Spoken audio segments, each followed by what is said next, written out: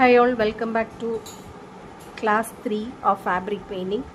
ഇന്ന് നമ്മൾ fabric പെയിൻറ്റിങ്ങിൻ്റെ third class ആണ്.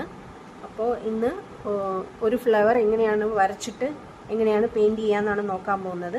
അതുപോലെ തന്നെ എങ്ങനെയാണ് ഒരു ഡിസൈൻ തുണിയിലേക്ക് വരയ്ക്കുന്നതെന്നും പ്രീവിയസ് വീഡിയോയിൽ കാണിച്ചിട്ടുണ്ട്. ക്ലാസ് നമ്പർ 2-ൽ കാണിച്ചിട്ടുണ്ട്, ക്ലാസ് നമ്പർ 1-ൽ കാണിച്ചിട്ടുണ്ട്, സോറി. അപ്പോൾ ആ വീഡിയോ കണ്ടിട്ടില്ലാത്തവരൊന്ന് ചെക്ക് ചെയ്ത് നോക്കൂ. ജസ്റ്റ് നമ്മൾ എവിടെയാണോ ഡിസൈൻ വേണ്ടത് അവിടെ ഡിസൈൻ വരച്ചിട്ട് അതിനുശേഷം ഫ്രെയിം ഫിറ്റ് ചെയ്ത് കൊടുക്കുകയാണ് ചെയ്തിരിക്കുന്നത്. അപ്പം എനിക്കിതിപ്പോൾ ഒരു പീസ് ഓഫ് ക്ലോത്താണ് ഞാൻ എടുത്തിരിക്കുന്നത്. ഇതൊരു ബാഗാക്കി മാറ്റാൻ വേണ്ടിയിട്ടുള്ള ക്ലോത്തായിരുന്നു. അപ്പോൾ കറക്റ്റായിട്ട് ആ ലെങ്ത്ത് എത്രയാണോ വേണ്ടത് അത് കട്ട് ചെയ്തതിന് ശേഷമാണ് ഞാനിപ്പോൾ പെയിൻറ്റിങ് ചെയ്യുന്നത്. അപ്പോൾ നിങ്ങൾക്കും അതുപോലെ ചെയ്യാൻ താല്പര്യമുണ്ടെങ്കിൽ അങ്ങനെ കട്ട് ചെയ്ത് മാറ്റിയതിന് ശേഷം ചെയ്യാം. അപ്പം ഞാനിപ്പോൾ ഇത് ഫുള്ളായിട്ട് കവർ ചെയ്യണം എന്നുള്ളത് കൊണ്ടാണ് ഇത്രയും വലിയ ഫ്രെയിം ഇട്ടിരിക്കുന്നത്. അതല്ല നിങ്ങൾക്ക് സിംഗിൾ ഫ്ലവറായിട്ട് ചെയ്യാനാണെങ്കിൽ വേറെ ചെറിയ ഫ്രെയിം ഇട്ടിട്ട് ചെയ്യാവുന്നതാണ്.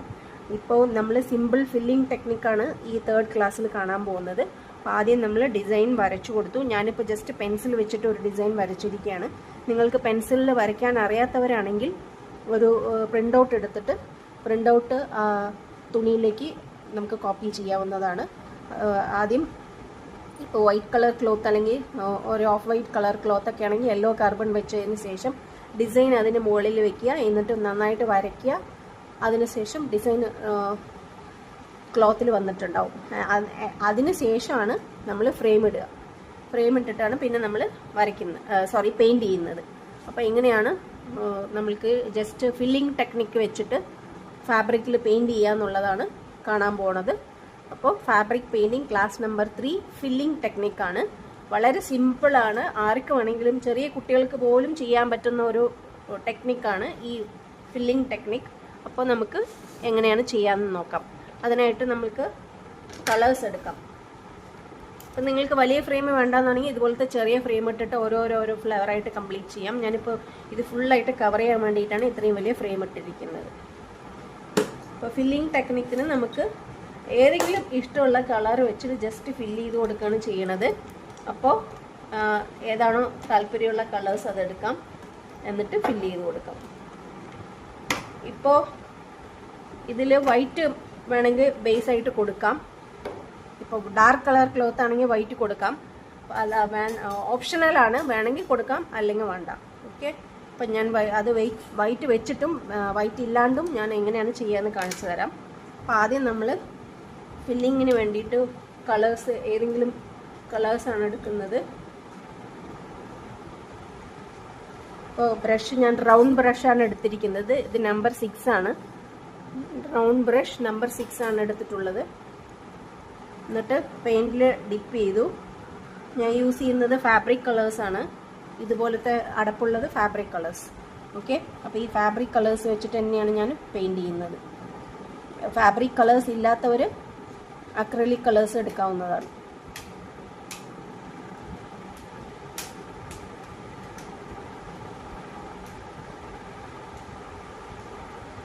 ജസ്റ്റ് ഓരോരോ പെറ്റൽസ് വെച്ചിട്ട് ഫില്ല് ചെയ്ത് കൊടുക്കുകയാണ്.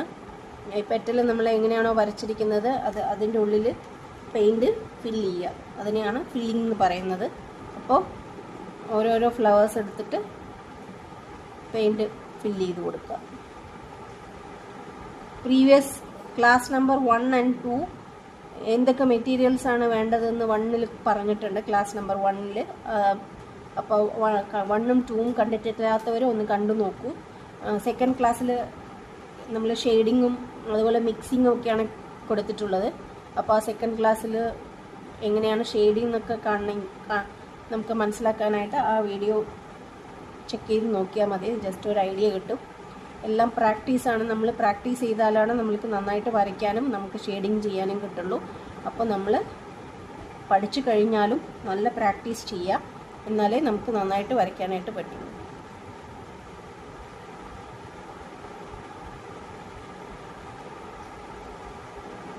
ഇങ്ങനെയാണ് ഒരു ഫ്ലവർ ഫില്ല് ചെയ്യുന്നത്. വരച്ചിട്ടുള്ള പെറ്റൽസിൻ്റെ ഷേപ്പ് എങ്ങനെയാണോ ആ ഷേപ്പിൽ കളർ ജസ്റ്റ് ഫില്ല് ചെയ്ത് കൊടുക്കുകയാണ്. സിംഗിൾ കളർ മാത്രം വെച്ചിട്ട് ഫില്ല് ചെയ്ത് കൊടുക്കുകയാണ്. ഓക്കെ, ഇത് ആർക്കും ചെയ്യാൻ പറ്റുന്ന ഒരു ടെക്നിക്കാണ്. ചെറിയ കുട്ടികൾക്ക് പോലും ഫോളോ ചെയ്യാൻ ഈസി ആയിട്ടുള്ള മെത്തേഡാണ്. അപ്പോൾ ഇത് എല്ലാവരും ട്രൈ ചെയ്ത് നോക്കുക.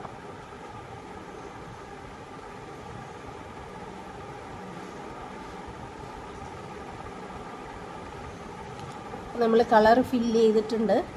അപ്പോൾ ഇതിൻ്റെ മിഡിലിൽ നമുക്ക് വേറൊരു കളർ ഫില്ല് ചെയ്ത് കൊടുക്കാം.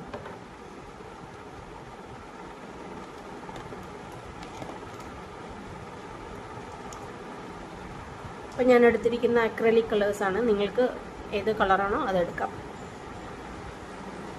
അപ്പോൾ ഞാനിവിടെ റെഡാണ് കൊടുക്കുന്നത്, ക്രിംസൺ റെഡ്. നേരത്തെ ഫില്ലിങ്ങിനായിട്ട് യൂസ് ചെയ്തത് ഓറഞ്ച് കളർ.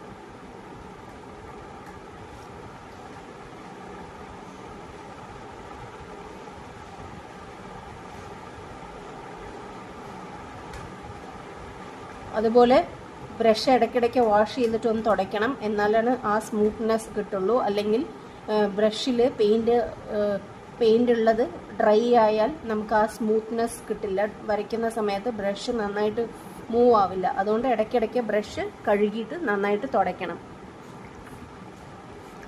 ഓക്കെ, നമ്മളിപ്പോൾ കളർ ഫില്ല് ചെയ്ത് കഴിഞ്ഞു. ഇനി നമുക്കിത് ഈ ഫ്ലവേഴ്സ് ഒന്നും കൂടി ഹൈലൈറ്റ് ചെയ്യാനായിട്ട് വേണമെങ്കിൽ നമുക്ക് ബോർഡേഴ്സ് കൊടുക്കാം. ഓക്കെ, അത് നിർബന്ധമില്ല, കൊടുത്തു കഴിഞ്ഞാൽ കുറച്ചും കൂടി ഭംഗിയായിരിക്കും കാണാൻ. അപ്പോൾ നമുക്ക് ബോർഡേഴ്സ് കൊടുക്കാം. അപ്പോൾ ബോർഡേഴ്സ് കൊടുക്കുന്ന സമയത്ത് നിങ്ങൾക്ക് ഐദർ ഇപ്പോൾ ഇവിടെ ഓൾറെഡി ഇപ്പോൾ റെഡ് കൊടുത്തിട്ടുണ്ടല്ലോ, അപ്പോൾ വേണമെങ്കിൽ ഇത് ഇവിടെ ഓറഞ്ച് കൊടുക്കാം, അതല്ലെങ്കിൽ ബ്ലാക്ക് കൊടുക്കാം. അത് ഓപ്ഷനല്ലാണ്, നമ്മുടെ ഓപ്ഷൻസ് എങ്ങനെയാണോ അതിനനുസരിച്ച് നമുക്ക് ചെയ്യാം. നമുക്ക് വേണമെങ്കിൽ ഇപ്പം ബോർഡർ ജസ്റ്റ് വരച്ചു കൊടുക്കാനായിട്ട് റെഡ് യൂസ് ചെയ്യാം. ഇവിടെ ഈ ഫ്ലവേഴ്സിൻ്റെ പെറ്റൽസിൻ്റെ അകത്ത്, പെറ്റൽസിൻ്റെ പുറത്ത് ഇങ്ങനെ ബോർഡർ വരച്ചു കൊടുക്കാനായിട്ട് നമുക്ക് റെഡ് കളർ യൂസ് ചെയ്യാം.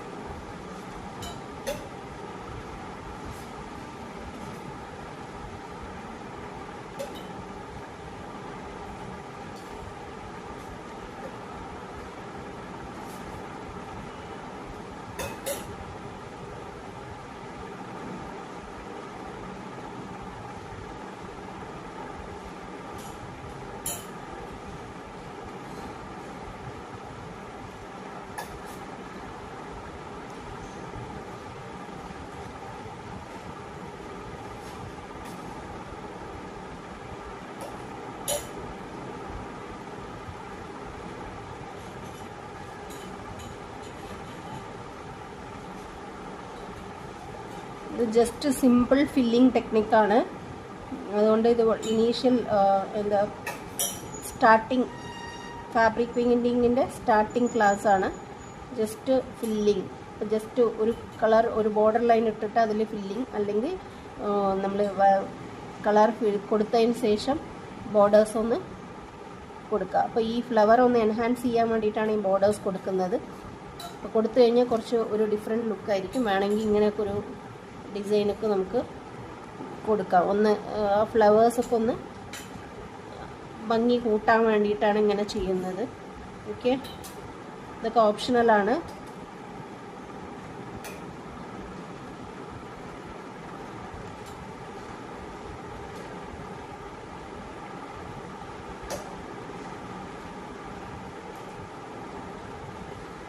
അപ്പോൾ നമ്മൾ ഫ്ലവർ ഒന്ന് വരച്ച് കഴിഞ്ഞു.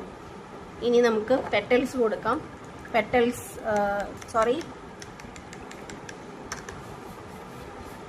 തണ്ടും ലീഫും കൊടുക്കാം.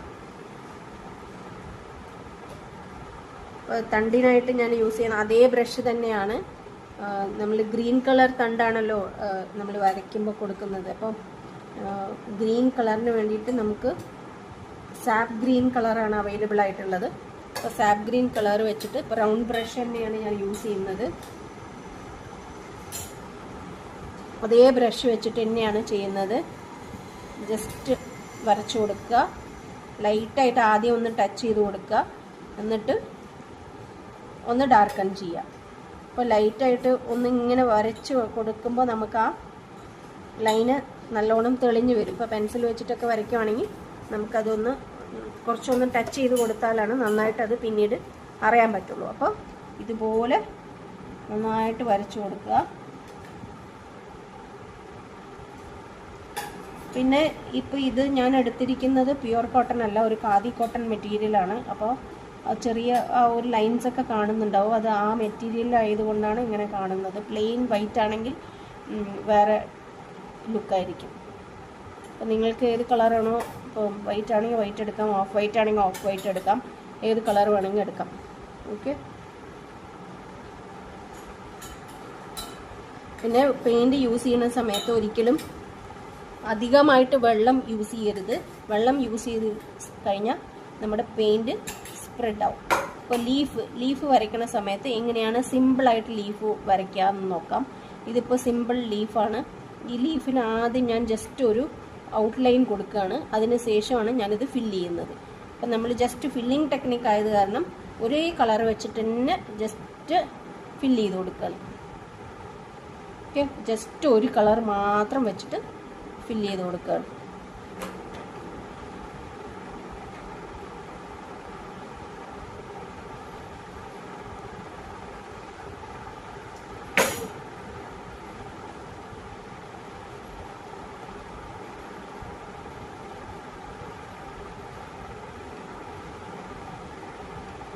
അപ്പോൾ ബ്രഷ് മൂവ് ആവുന്നില്ല എന്നാണെങ്കിൽ ഇമ്മീഡിയറ്റ്ലി വാഷ് ചെയ്തിട്ട് തുടയ്ക്കണം. എന്നാൽ മാത്രമേ ബ്രഷിന് നല്ല മൂവ്മെൻറ്റ് കിട്ടുള്ളൂ. അല്ലെങ്കിൽ ആ പെയിൻറ്റ് അതിൽ തന്നെ നിൽക്കുന്നുണ്ടാവും, നമുക്ക് ആ മൂവ്മെൻറ്റ് പെർഫെക്റ്റ് ആയിട്ട് വരില്ല. അപ്പോൾ അതൊക്കെ ഒന്ന് ശ്രദ്ധിക്കുക.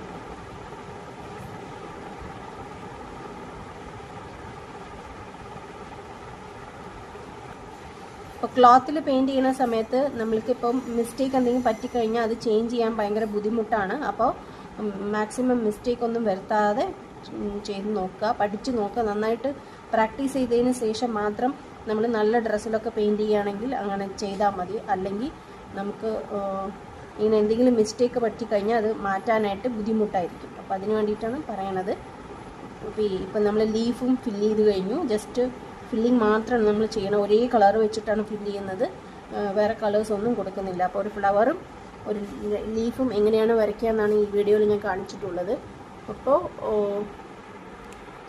ഇതെല്ലാവർക്കും ഡീറ്റെയിൽ ആയിട്ട് മനസ്സിലായിട്ടുണ്ടാവും എന്ന് വിചാരിക്കുന്നു. നമ്മൾ ഇനി ഒരു ഫ്ലവറും കൂടി ചെയ്യുന്നത് ഞാൻ കാണിച്ചു തരാം. വേറൊരു കളർ വെച്ചിട്ട് നമ്മൾക്ക് ഒരു ഫ്ലവർ ചെയ്യാം. അപ്പം നമുക്ക് ഈ തണ്ട്, രണ്ടാമത്തെ ഈ തണ്ടും കൂടി ഒന്ന് കൊടുക്കാം. അപ്പോൾ ബ്രഷ് ഇടയ്ക്കിടയ്ക്ക് വാഷ് ചെയ്യാൻ മറക്കരുത്. ഞാനിപ്പോൾ ഇടയ്ക്കിടയ്ക്ക് വാഷ് ചെയ്തിട്ടാണ് ഞാൻ ചെയ്യുന്നത്.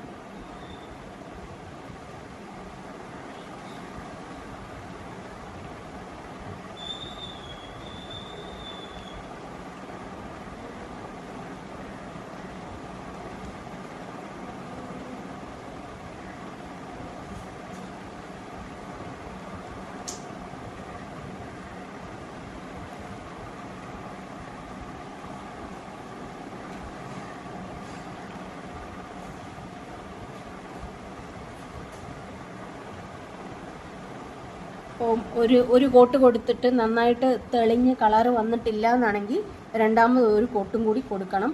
എന്നാലാണ് നമ്മൾ ചെയ്യുന്ന ആ വർക്കിന് ഒരു പെർഫെക്ഷൻ ഉണ്ടാവുള്ളൂ.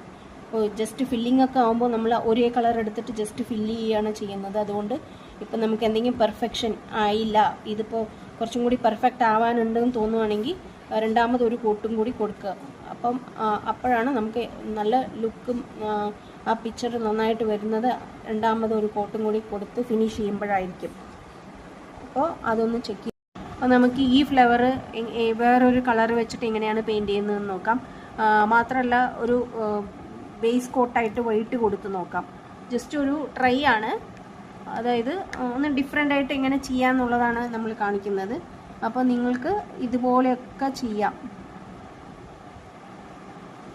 നമുക്ക് ഈ പെറ്റൽസിന് മാത്രം ഈ പെയിൻറ്റിന് കുറച്ചൊരു കട്ടി ഉള്ളത് കൊണ്ടാണ് ഈ ഒരു ടൈപ്പ് ഓഫ് മൂവ്മെൻറ്റ്. പെയിൻ്റ് എടുക്കുന്ന സമയത്ത് അതുപോലെ പാലറ്റിൽ എടുക്കുക. അപ്പോൾ പാലറ്റ് ഇല്ലയെന്നാണെങ്കിൽ ജസ്റ്റ് ഒരു പഴയ പ്ലേറ്റ്, നമ്മൾ അടുക്കളയിൽ യൂസ് ചെയ്യാത്ത ഒരു പ്ലേറ്റ് ഉണ്ടെങ്കിൽ അതെടുത്തോളൂ, അല്ലെങ്കിൽ പ്ലാസ്റ്റിക് ഡപ്പ, അങ്ങനെ എന്തെങ്കിലുമൊക്കെ എടുക്കാം. പാലറ്റിൽ കളർ മിക്സ് ചെയ്യാനൊക്കെ യൂസ് ചെയ്യുന്നതായിരിക്കും നല്ലത്. കാരണം നമ്മൾ കളർ മിക്സിംഗ് ഒക്കെ ചെയ്യണ സമയത്ത് എന്തായാലും എന്തെങ്കിലും ഒരു നമ്മളൊരു പാത്രത്തിൽ വേണം മിക്സിങ് ചെയ്ത് നോക്കാൻ, എന്നിട്ട് വേണം തുണിയിലേക്ക് അടിക്കാനായിട്ട്. പ്രത്യേകം ശ്രദ്ധിക്കേണ്ടത് വെള്ളം കൂടിപ്പോവരുത്. വെള്ളം കൂടിക്കഴിഞ്ഞാൽ കളറ് സ്പ്രെഡാവും, ക്ലോത്ത് വൃത്തികേടാവും. അപ്പോൾ അതൊക്കെ നോക്കിയിട്ട് ചെയ്യാം. എൻ്റെ ഈ വൈറ്റ് പെയിൻറ്റ് കുറച്ചൊരു കട്ടി ഉള്ളതാണ്. നമ്മൾ വാങ്ങിക്കുന്ന സമയത്ത് ചില പെയിൻറ്റ് വാങ്ങിക്കുന്ന സമയത്ത് തന്നെ അതിൻ്റെ ടെക്സ്ചർ കുറച്ചൊന്ന് മാറിയിട്ടുണ്ടാവും, കട്ടി ആയിട്ടുണ്ടാവും. അപ്പോൾ നമ്മൾ സിംഗിൾ ബോട്ടിലൊക്കെയാണ് പെയിൻറ്റ് വാങ്ങുന്നത്, സിംഗിളായിട്ട് ബോട്ടിൽ കിട്ടും. അപ്പോൾ അങ്ങനെ വാങ്ങിക്കുകയാണെന്നാണെങ്കിൽ ജസ്റ്റ് ഒന്ന് ഓപ്പൺ ചെയ്ത് നോക്കിയിട്ട് വാങ്ങിക്കുക. കാരണം ചിലതൊക്കെ നല്ലപോലെ കട്ട ആയിട്ടുണ്ടാവും. അധികം സെയിലില്ലാത്ത കടകളിൽ നിന്നാണെങ്കിൽ അങ്ങനെയൊക്കെ വരാൻ ചാൻസ് ഉണ്ട്. അപ്പോൾ അതൊക്കെ ഒന്ന് ശ്രദ്ധിക്കുക വാങ്ങിക്കുന്നതിന് മുമ്പ്. റൗണ്ട് ബ്രഷ് വേണം, ഫ്ലാറ്റ് ബ്രഷ് വേണം. റൗണ്ടും ഫ്ലാറ്റും ഏതാണോ നമ്മുടെ പിക്ചറിൻ്റെ സൈസ് അതിനനുസരിച്ചിട്ടാണ് നമ്മൾ ബ്രഷ് എടുക്കുന്നത്. അപ്പോൾ ഇത് ഇങ്ങനെ ഒരു ചെറിയൊരു പിക്ചർ ആയത് കൊണ്ടാണ് ഞാൻ ഇത്രയും കുറച്ച് ചെറിയ ഈ നമ്പർ 6 എടുത്തിരിക്കുന്നത്. ബോർഡർ ലൈൻ, ഇപ്പോൾ ലൈന് ചിലർക്ക് നമ്മൾ ലൈൻസൊക്കെ ഇങ്ങനെ ബോർഡർ ലൈൻസൊക്കെ കൊടുക്കുന്ന സമയത്ത് ഇപ്പോൾ ഈ ബ്രഷ് കൊണ്ട് ചെയ്യാൻ പറ്റില്ല എന്നാണെങ്കിൽ ഇതിനും തിന്നായിട്ടുള്ള ബ്രഷ് ഉണ്ട്. അപ്പോൾ അത് വെച്ചിട്ട് ലൈനിങ് കൊടുക്കാം. അപ്പോൾ നമ്മൾ വൈറ്റ് കളറ് ബേസായിട്ട് കൊടുത്തു, എന്നിട്ട് വേറൊരു കളറ് കൊടുക്കുകയാണ് ചെയ്യുന്നത്. നമുക്കൊരു ഡിഫറൻസിന് വേണ്ടിയിട്ട് ഒന്ന് ബ്ലൂ കൊടുത്ത് നോക്കാം.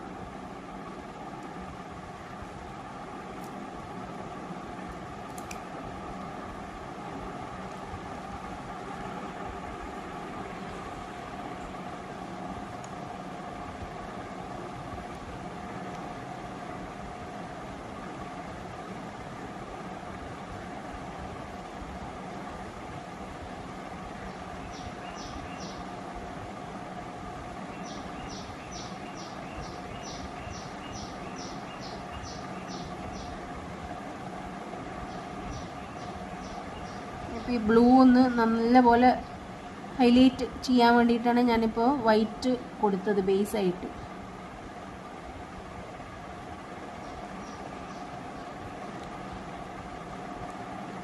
ഏത് ടൈപ്പ് ഓഫ് ഫ്ലവർ വേണമെങ്കിൽ വരയ്ക്കാം. നമ്മൾക്ക് ഈ ഫില്ലിങ്ങിന് ഈ ഒരു ടെക്നിക്കിന് യൂസ് ചെയ്യാൻ പറ്റിയ ഫ്ലവേഴ്സ് ഏതെങ്കിലും വരയ്ക്കുക, എന്നിട്ട് ഇതുപോലെ ചെയ്ത് നോക്കുക.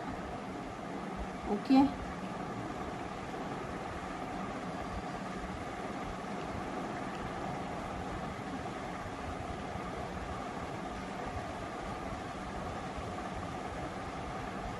ഇപ്പോൾ ഡയറക്റ്റായിട്ട് ഇപ്പോൾ ഇത് ചെയ്ത സമയത്ത് എന്തെങ്കിലും ഡൗട്ട് വരികയാണെങ്കിൽ നിങ്ങൾക്ക് എന്നെ കോൺടാക്റ്റ് ചെയ്യാവുന്നതാണ്.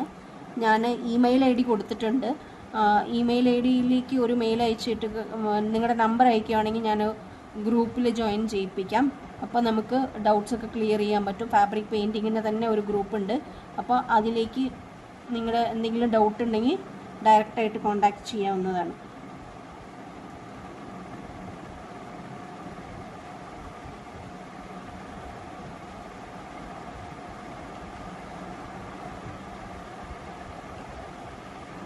ഇപ്പോൾ യൂട്യൂബ് വീഡിയോ ആണെങ്കിലും നമ്മളിപ്പോൾ ചെയ്തുകൊണ്ടിരിക്കുന്ന സമയത്ത് നമുക്ക് ഡൗട്ട് വരുമ്പോൾ തീർച്ചയായിട്ടും ചോദിക്കാനായിട്ട് തോന്നും. അപ്പോൾ അതിന് വേണ്ടിയിട്ടാണ് ഞാൻ ഇമെയിൽ ID കൊടുത്തിരിക്കുന്നത്.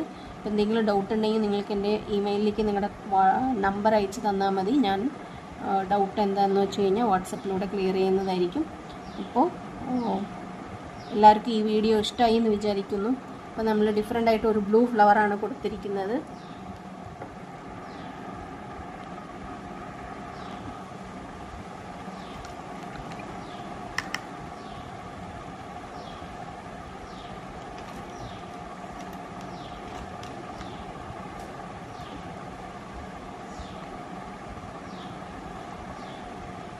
അപ്പോൾ നടുവിലായിട്ട് വേറൊരു കളർ കൊടുക്കുന്നുണ്ട്. ഇതൊരു മെജന്ത കളറാണ്.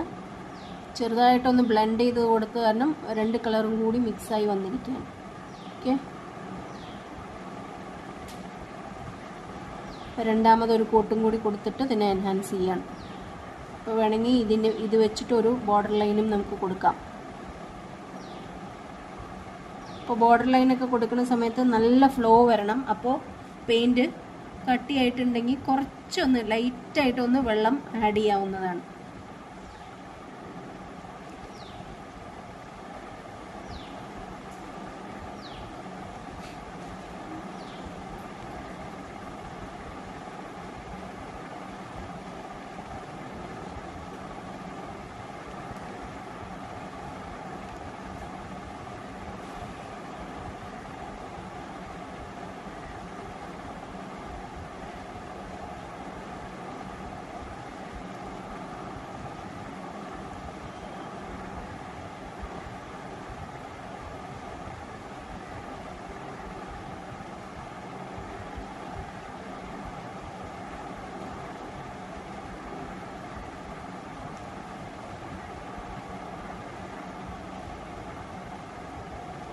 നമ്മൾ ഈ ഫില്ലിംഗ് വെച്ചിട്ട് രണ്ട് ടൈപ്പ് ഫ്ലവർ പഠിച്ചിട്ടുണ്ട്.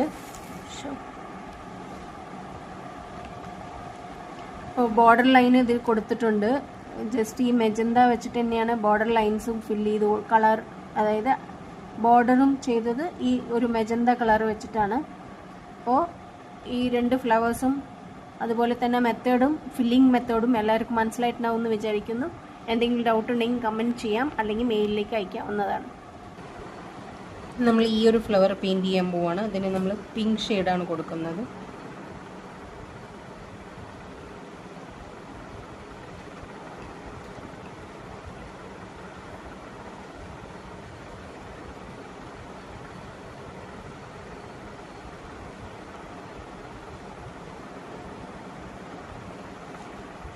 സബ്സ്ക്രൈബ് ചെയ്തിട്ടില്ലാത്തവരൊന്ന് സബ്സ്ക്രൈബ് ചെയ്യണം. കൂടുതൽ നമ്മൾ ഡീറ്റെയിൽ ആയിട്ട് എങ്ങനെയാണ് ഡ്രസ്സിലൊക്കെ പെയിൻറ്റ് ചെയ്യുന്നതെന്നും കാണിക്കുന്നുണ്ട്. അപ്പോൾ എല്ലാവരും സബ്സ്ക്രൈബ് ചെയ്തിട്ട് നോട്ടിഫിക്കേഷൻ ബട്ടൺ പ്രസ് ചെയ്ത് വയ്ക്കൂ. എന്നാൽ മാത്രമേ ഞാൻ വീഡിയോസ് ഇടുമ്പോൾ നോട്ടിഫിക്കേഷനായിട്ട് നിങ്ങൾക്ക് കിട്ടുള്ളൂ. അല്ലെങ്കിൽ ചില ക്ലാസ്സസ് മിസ്സാവും. അപ്പോൾ നോട്ടിഫിക്കേഷൻ മറക്കാതെ ഓൺ ചെയ്ത് വയ്ക്കണം. ചാനൽ സബ്സ്ക്രൈബ് ചെയ്യുക. അതുപോലെ ഇങ്ങനത്തെ വീഡിയോസൊക്കെ ഇഷ്ടമുള്ളവർക്കായിട്ട് ഷെയർ ചെയ്ത് കൊടുക്കാൻ മറക്കരുത്. ഡൗട്ട്സ് ഉണ്ടെങ്കിൽ തീർച്ചയായിട്ടും ക്ലാരിഫൈ ചെയ്യുന്നതായിരിക്കും. അപ്പോൾ ഞാൻ ഇമെയിൽ ഐ ഡി കൊടുത്തതിലേക്ക് മെയിൽ അയക്കാവുന്നതാണ്. നമ്മളുടെ ഗ്രൂപ്പിൽ ആഡ് ചെയ്യുന്നതായിരിക്കും. ഓക്കെ, അപ്പോൾ നമ്മളിപ്പോൾ പിങ്ക് ഫ്ലവർ കംപ്ലീറ്റ് ആയിട്ട് വരച്ച് കൊടുത്തിട്ടുണ്ട്. നമുക്കതിൻ്റെ നടുവിലായിട്ട് ഒരു ബ്ലൂ ഷെയ്ഡ് കൊടുക്കാം.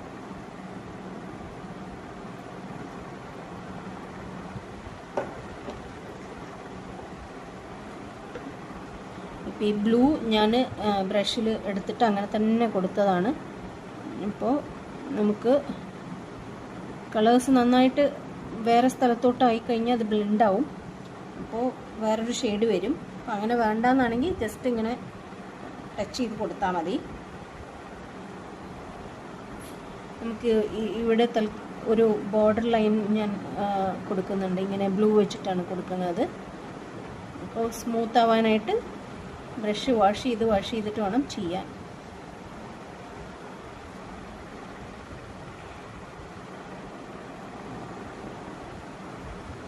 പിന്നെ ഈ നമ്മൾ അക്രലിക് കളേഴ്സ് യൂസ് ചെയ്യുമ്പോൾ ഈ പെയിൻറ്റ് പെയിൻറ്റിങ് ചെയ്തതിന് ശേഷം ഒരു 48 hours 48 മണിക്കൂർ കഴിഞ്ഞതിന് ശേഷം ഈ പെയിൻറ്റിങ്ങിൻ്റെ ബാക്ക് സൈഡിൽ അയൺ ചെയ്ത് കൊടുക്കണം. അത് മറക്കാതെ ചെയ്യേണ്ട ഒരു സ്റ്റെപ്പാണ്. അപ്പോൾ ഫാബ്രിക്കിൽ നമ്മൾ പെയിൻറ്റ് ചെയ്യുന്ന സമയത്ത് 48 മണിക്കൂർ കഴിഞ്ഞതിന് ശേഷം അക്രിലിക് കളേഴ്സ് യൂസ് ചെയ്യുകയാണെങ്കിലാണ് നമ്മൾ അങ്ങനെ ചെയ്യേണ്ട ആവശ്യമുള്ളൂ. ഫാബ്രിക് കളേഴ്സ് ആണെങ്കിൽ അയൺ ചെയ്യേണ്ട കാര്യമില്ല എന്ന് നമ്മൾക്ക് അവരുടെ പാക്കറ്റിൽ തന്നെ എഴുതിയിട്ടുണ്ട്. അതായത് ഇപ്പോൾ ഫെവിക്രിലിൻ്റെ അക്രിലിക് കളേഴ്സാണ് യൂസ് ചെയ്യുന്നതാണെങ്കിൽ അതിൽ എഴുതിയിട്ടുണ്ട് അയൺ ചെയ്യേണ്ട ആവശ്യമില്ല എന്നുള്ളത്. ഇപ്പോൾ വേറെ ഏതെങ്കിലും കമ്പനീൻ്റെ ആണെങ്കിൽ എങ്ങനെയാണെന്നുള്ളത് എനിക്കറിയില്ല. കാരണം ഞാൻ ഈ ഒരു ഫെവിക്രിലിൻ്റെയാണ് ഞാൻ യൂസ് ചെയ്യുന്നത്. അപ്പോൾ അതിൻ്റെ ഡീറ്റെയിൽസാണ് എനിക്കറിയുള്ളൂ. ഇപ്പോൾ വേറെ എന്തായാലും ഇതിൻ്റെ ബാക്കിൽ അക്രിലിക് കളേഴ്സൊക്കെ യൂസ് ചെയ്യുന്ന സമയത്ത് ഫാബ്രിക്കിൽ ചെയ്യുന്ന സമയത്ത് പെയിൻറ്റിങ് ചെയ്യുന്ന സമയത്ത് ബാക്ക് സൈഡിൽ മറക്കാതെ അയൺ ചെയ്ത് കൊടുക്കണം 48 hours കഴിഞ്ഞതിന് ശേഷം.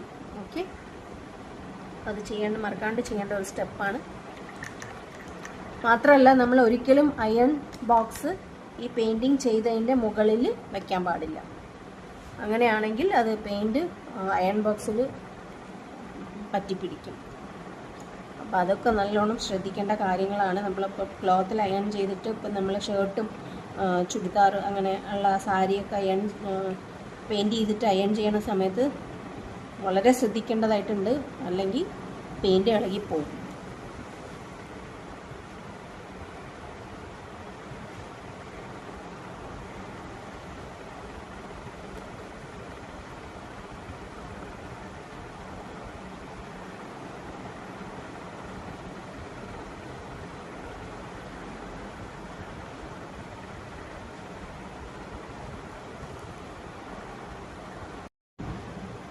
അപ്പോൾ നമ്മൾ ഫ്ലവർ കംപ്ലീറ്റ് ചെയ്തിട്ടുണ്ട്. ഫില്ലിംഗ് ടെക്നിക്ക് യൂസ് ചെയ്തിട്ട് എങ്ങനെയാണ് ഫ്ലവർ പെയിൻറ്റ് ചെയ്യാമെന്നാണ് കാണിച്ചിരിക്കുന്നത്. ലീവ്സും കുറേ എണ്ണം കൊടുത്തിട്ടുണ്ട്, അതുപോലെ ഫ്ലവേഴ്സും കുറേ കൊടുത്തിട്ടുണ്ട്. അപ്പോൾ ഈ വീഡിയോ ഇഷ്ടപ്പെട്ടു എന്ന് വിചാരിക്കുന്നു. ലൈക്ക് ചെയ്യാനും ഷെയർ ചെയ്യാനും സബ്സ്ക്രൈബ് ചെയ്യാനും മറക്കരുത്. അപ്പോൾ ക്ലാസ് നമ്പർ 4 കാണാം. Thank you, by.